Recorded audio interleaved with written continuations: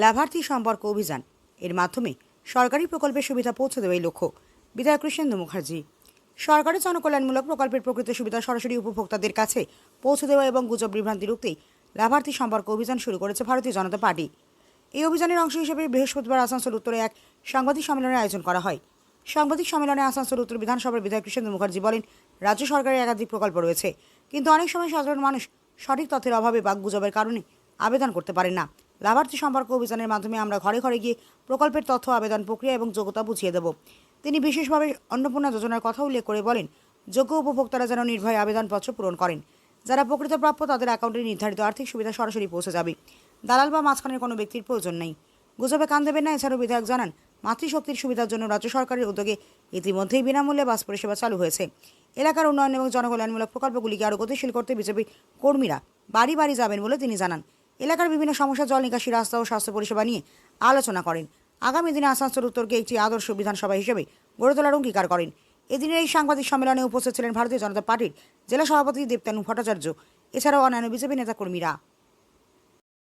আমরা সমস্ত রাজ্য সরকারের প্রকল্প আর কেন্দ্রীয় সরকারের প্রকল্প যেগুলো বর্তমানে চলছে, পরিবর্তনের পর এখনো 3 মাস আগে সরকার তৈরি হয়েছে, তার মধ্যে বিভিন্ন প্রকল্প নিয়ে আমরা এসেছি সাধারণ মানুষের কাছে। এবং যেটা দেখা যাচ্ছে, কিছু ক্রাইটেরিয়া রয়েছে, যেমন ধরুন অন্নপূর্ণা যোজনা যেভাবে যে নিয়ম কানুনগুলো রয়েছে, সেই নিয়ম কানুনের মধ্যে থেকেই কিন্তু বেনিফিশিয়ারিরা সেটাই পাবে। কিন্তু একটা বাড়িতে একটাই কিন্তু অন্নপূর্ণা যোজনা হবে। অনেকে অ্যাপ্লাই করছে, সেগুলো হচ্ছে না।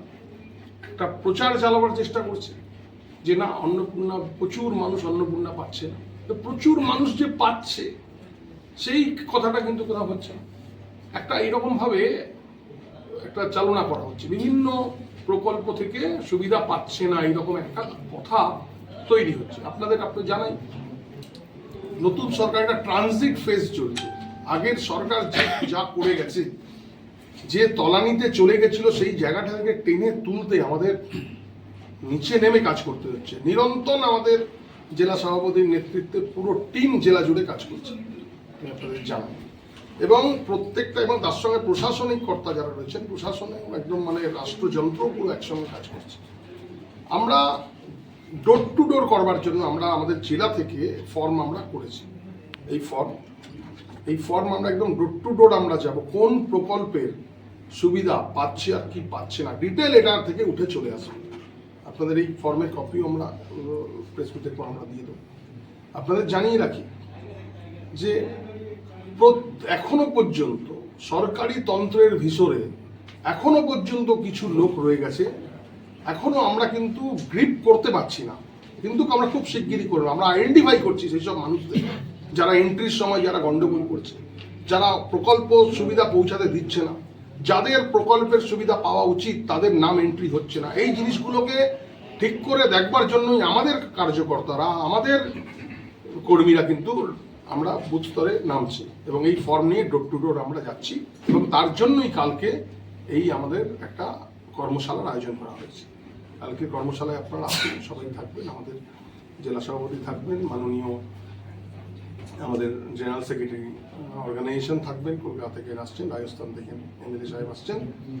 আমরা কালকে এই লাভার্থী সম্পর্ক অভিযানের পুরো বিস্তারিত আমরা যে গাইডলাইন আর রুট ম্যাপ কি হওয়া উচিত আমরা আমাদের কর্মীদের মাঝে আমরা জানাবো, এবং যার জন্য যাতে একটা নাগরিকও যেন বঞ্চিত না হয় সরকারি প্রকল্প থেকে। আপনাদের জানিয়ে রাখি যে সরকার প্রত্যেকটা সাধারণ মানুষের পাশে আছে, যোগ্য মানুষরা একটা প্রকল্প থেকেও বঞ্চিত হবে না।